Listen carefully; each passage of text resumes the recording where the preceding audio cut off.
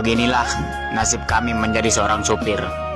Waktu di rumah sangatlah terbatas, karena kami sadar kami itu perintis, bukan pewaris.